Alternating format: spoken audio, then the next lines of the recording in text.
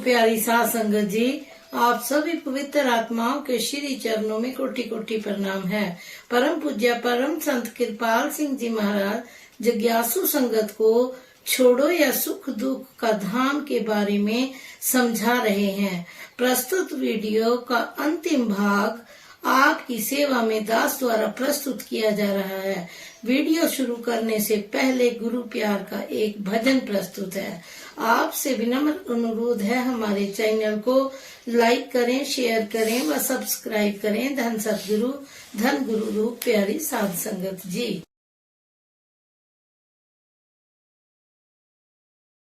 कृपाल दया करके मुझको अपना लेना, मैं शरण पड़ूं तेरी, चरणों में जगा देना। कृपाल दया करके मुझको अपना लेना, मैं शरण पड़ूं तेरी, चरणों में जगा देना। तुम सुख के सागर हो, दीनों के सहारे हो, इस तन में समाए हो, प्राणों से प्यारे हो। सोए हुए जीवों को हे नाथ जगाओ तुम हो दयाल स्वामी, ठुकराना मुझे देना। कृपाल दया करके मुझको अपना लेना। पापी अपराधी हूँ, जो कुछ भी हूँ तेरा हूँ, बस कुछ न चले मेरा, माया से घेरा हूँ। मेरी नाव भंवर डोले, उसे पार लगा देना। मेरी नाव भंवर डोले, उसे पार लगा देना। अब तक तो निभाया है, आगे भी निभा देना। कृपाल दया करके मुझको अपना लेना, मैं शरण पड़ूं तेरी, चरणों में जगा देना। मैं शरण पड़ूं तेरी, चरणों में जगा देना।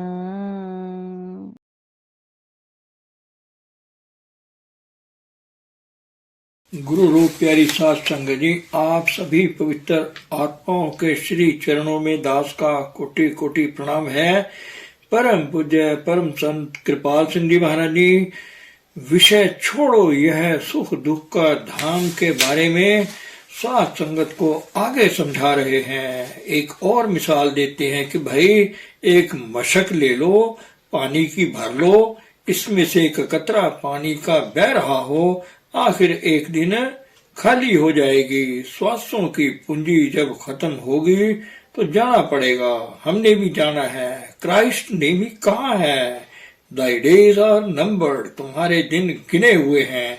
एक आदमी को 10 गोलियां लगती हैं, वो मरता नहीं। 30 गोलियां लगे हुए नहीं मरे, पांव फिसलता है, मर जाता है, गुस्ल खाना में जाता है, दम तोड़ देता है। तो जब श्वासों की पूंजी खत्म हो जाती है, जाना पड़ता है। अगर जाना ही है तो भाई यह झूठ के पसारे किस काम के, किस लिए करते हैं? बाल बच्चों के लिए। भाई होश में आओ, वो तुम्हारा साथ नहीं देंगे। अरे भाई मौत किसको नहीं आई और किसको नहीं आएगी। कुछ चले गए और कुछ जाने को तैयार हैं। कहाँ हैं हमारे बुजुर्ग? जरा नजर मार कर देखो, जब वो नहीं रहे तो हम कोई पट्टा लिखा कर थोड़ा ही आए हैं। एक फकीर था, शाही महल में जा बैठा। बादशाह वहां से गुजरे, कहने लगे अरे यहाँ क्या करता है? कहने लगा महाराज ये सराय है, मैं यहाँ आकर बैठा हूँ। बादशाह करने लगे अरे फकीर तुमको अकल नहीं, ये सराय नहीं ये शाही महल है। कहने लगा ये सराय है, सराय, मैं सराय समझ कर ही आ बैठा हूँ। कहते हैं वो फकीर बोला कि देख बादशाह तू ये बतला कि तुमसे पहले यहाँ कौन रहता था? कहते हैं मेरा बाप, इससे पहले मेरे दादा, उससे पहले उसका बाप। कहने लगे फिर यह सराय नहीं तो और क्या है? मकानों का क्या, यह जिस्म से भी छोड़ना पड़ेगा भाई। काया सराय में जीव मुसाफिर काहे, करत उन्माद रे। अगर उम्र लंबी भी कर लो, जपजी साहब में इसका निर्णय दिया है। गुरु नानक साहिब फरमाते हैं जे जुग चारे हर जा होर दसोनी होए, नवा खंडा विच जानिए नाल चले सब कोए। मान लो 4 युगों के बराबर हो जाए, कहते हैं कि नहीं 40 युगों के भी बराबर हो जाएं, सारी दुनिया के लोग तुम्हें जानने वाले भी हो जाएं, सारा जहां तुमको अच्छा भी कहने लग जाए। हालांकि ये मुमकिन नहीं है। अरे भाई संतों को भी सारा जहां अच्छा नहीं कहता, लोग परमात्मा को गालियां निकालते हैं। मान लो ऐसा भी हो जाए कि तुम्हारे सामने भी और पीछे भी सारा जहान तुम्हारी तारीफ करे, फिर क्या कहते हैं जे तिस नजर न आवे ता बात न पूछे कोई। अगर भाई तुम्हारी उस प्रभु से बन नहीं आई, उसके दर पर कबूल ना हुए तो सब फिजूल है। तो संतों का यही उपदेश है कि आत्मा की प्रभु से बन जाए और साधारण नेक पाक जीवन बसर करके इस हकीकत को पा जाओ, ताकि तुम्हारा मनुष्य जन्म सफल हो जाए। बस बात तो इतनी सी है। एक बच्चा है, उसे अंधेरी कोठड़ी में बंद कर दो, वो रोएगा, चिल्लाएगा, दरवाजे तोड़ेगा। अगर अंदर में कुछ खेलने के लिए सामान मिल जाए तो बहुत अच्छा, वो चुप करके रहेगा। अंतर में नूर आ जाए, ज्योति प्रकट हो जाए, धुन जारी हो जाए तो इसमें महवियत हो जाएगी। अपने आप जो समर्थ पुरुष है अपने आप आएगा। ये सिर्फ मैंने कंपैरेटिव चीज पेश की है। भाई दुनिया के ध्यान से तो महात्मा का ध्यान अच्छा है, क्योंकि उसमें आखिर साधुताई है। तो कहते हैं मन को खड़ा करने के लिए उसकी प्रभु की याद में बैठो, जहां याद होगी अपने आप वो आएगा। भाई संत महात्मा रहम दिल होते हैं, जो उनकी नजर में एक दफा आ जाए उन पर वो दया कर देते हैं। वो दया की धारा सबको रंग देती है। दिल को राह बनेगी तो शिष्य अपनी आंखों से संभाल होती देख लेता है। मुझे आए दिन अमेरिका से चिट्ठियां आती रहती हैं। कल भी एक चिट्ठी आई है, वहां प्रत्यक्ष गुरु संभाल करता है। वो देखते हैं सामने गुरु आ गया, आंख खुली भी और वैसे भी देखते हैं। तो इसी तरह कबीर साहब ने भी फरमाया है कि गुरु 7 समुंदर पार भी रहता हो और सिख इस तरफ रहता हो तो दीनी सुरत पठाए। ऐसे समर्थ पुरुष बड़े भागों से मिलते हैं, नहीं तो बट्टा उठाओ गुरु मिलता है। मगर ऐसी हस्ती कभी किस्मत से ही मिलती है। जब तक किसी हकीकत खुली आंख वाला महात्मा ना मिलेगा कौन नहीं बनेगा। यह सुख दुख का धाम नहीं छूट सकता। कोई बलवान सतगुरु ही सूरत को खींच सकता है। कृष्ण ने कहा अपने चेलों को, भाई जो मुझे खाएगा, मुझे पिएगा, वो हमेशा की जिंदगी को पा जाएगा। जो अनजान पुरुष थे कहने लगे, महाराज हम किस तरफ से आपको खाएं? यह बात भूल गए कि महात्मा शब्द स्वरूप होते हैं। तो समझा रहे हैं यही बात बड़े प्यार से कि भाई माया मोह के घाट को छोड़ो, होश में आओ, पिंड से ऊपर आकर तुम देखो, यह एक मिट्टी का ढेर है, यह तहलकात, ये जिस्म मैं नहीं हूँ, मैं शब्द हूँ। इसकी कमाई करके अंतर में आओ, जिसमें काम और क्रोध के वेग नहीं चलते। कहते हैं वो भगवान की मूरत है। मौलाना रूम साहिब कहते हैं कि किसी अनुभवी पुरुष की संगत ही फलदायक हो सकती है। लेक्चरों पर मत भूले रहो। बड़े वेग उबल रहे हैं, बड़े प्रचार हो रहे हैं। जहाँ प्रचार होता या वेग भरा उबलता देखो तो वहीं प्याला लेकर मत बैठ जाओ, जरा विवेक से काम लो। हो सकता है वहाँ दूध की जगह तेजाब ही उबल रहा हो। जहाँ असल है वहाँ साथ साथ नकल भी होती है। यह कोई नई बात नहीं है। जितनी जबरदस्त ताकत दुनिया में काम करेगी उतनी ही जबरदस्त उनकी अपोजिशन भी होगी। आंख खोलकर देखने का सवाल है। कोई धंधा, कोई अंधा है, उसके पीछे तुम भी चल पड़ो तो कौन चलेगा? आंखों वाला तो नहीं चलेगा। कहते हैं अगर कोई चलता है आंखों वाला भी तो वो भी अंधा है। एक महात्मा के पास तुम जाते हो, वो तुम्हें कुछ दे नहीं सका, फिर भी अंधा धुंध चलते हो, उसके पीछे तुम भी अंधे हो। जिसदा साहिब भुखा नंगा होवे तिसका नफर कितों रज खाए। भाई कुछ देना पड़ता है। जिया दान दे भक्ति लायन, वह वही दे सकता है जो अनुभवी है। शम्स तबरेज ने कहा है कि हमें बाहर फटे पुराने कपड़ों में ना देखो कि हमारे पास रुपया पैसा नहीं है, मकान नहीं है। हमारे अंतर नजर मार कर देखो किस विलायत के बादशाह है। सो अगर ध्यान ही करना है तो ऐसे का करो, इससे साहिब आवे याद, प्रभु की याद आएगी। द्रोणाचार्य का एक किस्सा आप लोगों ने महाभारत में पढ़ा होगा। वो पांडवों के उस्ताद थे, तीरंदाजी के। एक भील था, गया कि महाराज मुझे भी अपना शिष्य बना लो।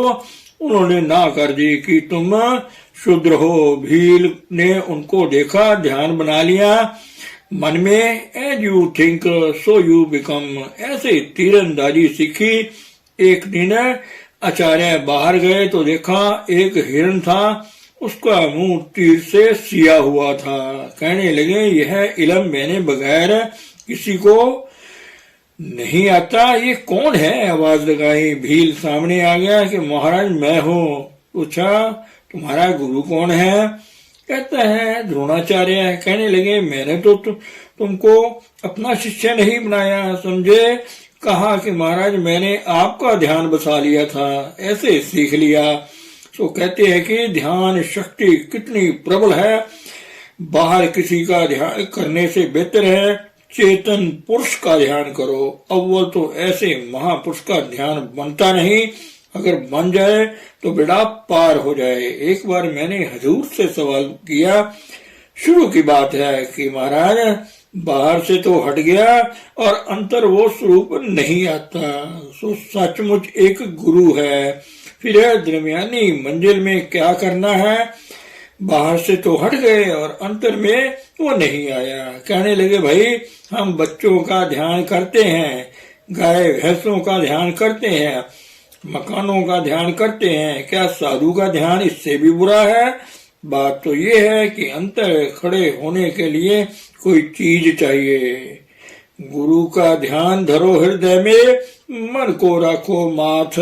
फिर फरमाते हैं छोड़ो भोग, क्यों रोग बसावें, या में नहीं आराम। कहते हैं इंद्रियों के भोगों रसों से बाज आ जाओ, ये भोग तुम्हें योग जाएंगे, भोग जाएंगे। भोग रोग पैदा करते हैं। दिलो दिमाग ठिकाने नहीं रहता। अगर जीवन संयम में रहेगा तो परमार्थ के लिए काबिलियत पैदा होगी। ये जो आपको डायरी दी गई है इसका कुछ मतलब है, मगर हम लोग रखते नहीं, डरते हैं। भाई डरो नहीं, इसमें तुम्हारी भलाई छिपी है। मैंने स्टूडेंट लाइफ में डायरी रखी है, एक एक करके गलतियां निकालते जाओ।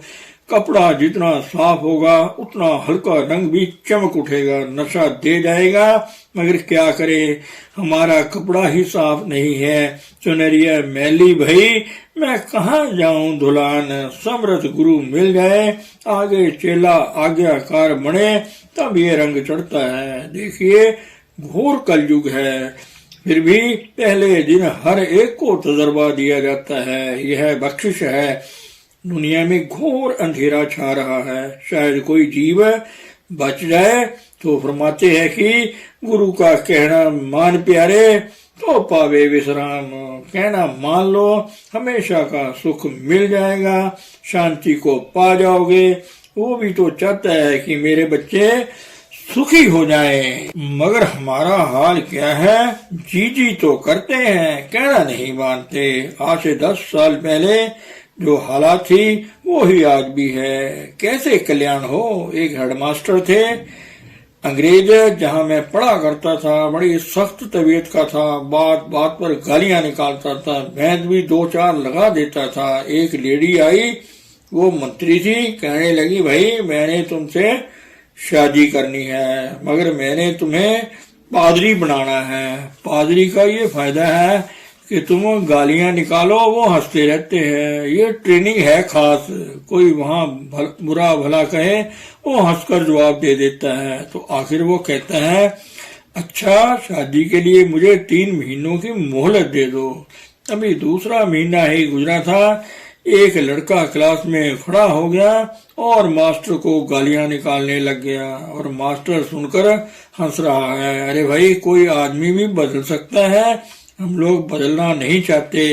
There is a will there is a way. वही पुरानी हालत जो बनी है हम छोड़ते नहीं, इसलिए दुखी हैं। ना जबान पर काबू, ना दिल पर काबू, ना आंख पर काबू, ना कान पर काबू। उसी तरह सूत्र बेमुहार चला जाता है। तो कहते हैं if you love me keep my commandments. कहते हैं मेरे वचन तुम्हारे हृदय में बसे और तुम मेरे हृदय में बसो। ऐसी हालात हो तो जो मांगोगे मिलेगा। पिता कृपाल आज्ञा एह कीनी, बारक मुख मांगे सो देना। मांगो क्या फरमाते हैं नानक, बारिक एह सुख मांगे, मुहे हृदय बसे तिन चरना। सबसे ऊंची मांग है ये। एक अर्ज करूं, कुक्कों के गुरु थे बाबा राम सिंह, उनके साथ सीआईडी के सिपाही रहते थे। खैर उनको सजा मिली जलावतनी की और कहा कि तुम एक आदमी साथ ले जा सकते हो। एक आदमी तैयार हो गया कि मैं चलूंगा, सेवा करूंगा। खैर गए, जाकर जलावतन हुए। जहां हुए उस मुल्क में पहुंचे तो वो आदमी कहने लगा, महाराज मैं तो सीआईडी का सिपाही हूँ, अब तुमको यहाँ पहुंचा दिया, अब मेरा काम यही था, मैं जाता हूँ। तो ये मन सीआईडी के सिपाही की तरह हमारे साथ लगा हुआ है। जब तक तुम्हें जला वतन ना कर दे तुम्हारा साथ नहीं छोड़ेगा। कोई ऐसा समर्थ पुरुष मिल जाए, बाहर से हट जाए, छुटकारे का समान हो जाए। हमारे हजूर फरमाया करते थे कि जो लोग भजन सिमरन करते हैं, जीवन नेक पाक रखते हैं, वो अपने आप पर रहम करते हैं। जो विषय विकारी जीवन भोगों रसों में लंपट रहते हैं, प्रभु को याद नहीं करते, वो अपनी गर्दन छुरी से काटते हैं। सो जिसने गुरु के वचनों पर फूल चढ़ाए उसका जीवन सफल हो गया। निश्चय जीवन से फायदा उठा लो, नहीं तो सोया रहेगा आगे भी। अरे भाई दिन चढ़ा है, अभी भी सोते रहे तो कब जागोगे। जगाने का सामान आपके अंतर में है, नाम और शब्द। कोई ऐसा शब्द अभ्यासी मिल जाए, इंद्रियों के घाट से ऊपर लाकर उस हकीकत से जोड़ दे। ऐसे की शरण में जाओ। ऐसी हस्तियों का जीवन बड़ा आदर्शक होता है। इनको समझना बड़ा मुश्किल है। आत्मिक ज्ञान के बगैर इन लोगों को समझना बड़ा कठिन है, मगर इसका ज़हूर कुदरत पैदा करती है। कुदरत इस जज्बे के एहसास का नमूना पेश करती रहती है। ऐसी हस्तियां मसला गुरु नानक और दूसरी पातशाहियां, स्वामी जी, दादू साहेब, तुलसी साहेब, हजूर महाराज जी, मौलाना रूम, शम्स तबरेज वगैरह की सूरत में जाहिर होती रहती हैं, जो अपनी जिंदा मिसाल दुनिया के आगे पेश कर मार्फत के मतलाशियों को अपनी तरफ मायल करा जाती हैं। हम लोग नामुमकिन समझते हैं कि ऐसी हस्तियां हो नहीं सकती, मगर जो हकीकत की तरफ चल पड़े, मतलाशी हक है, वो लोग सूरत और शक्ल से मोहब्बत और झलक से मालूम कर लेते हैं कि वो हस्ती सतगुरु हमारे आदर्श का पूर्ण साक्षात्कार है, और तब दीवानवार इसकी तरफ गर्दा गर्द तवाइफ करने लग जाते हैं, उस पर सदके और कुर्बान होते हैं, क्योंकि हुस्न की तलब उनके अंदर पहले से ही मौजूद होती है। इसको वो पा लेते हैं। सच है कि ना करो बात, कोई इश्क के दीवाने से बाज आएगा, ना वो किसी के समझाने से। शमा रोशन पे फिदा है, इसको जल जाने दो। हाँ ए हुआ अलहूस समझ ना तू परवाने से, जब ओ रस आवा ए रस ना भावा। धन सतगुरु, धन गुरु रूप प्यारी साध संगत जी।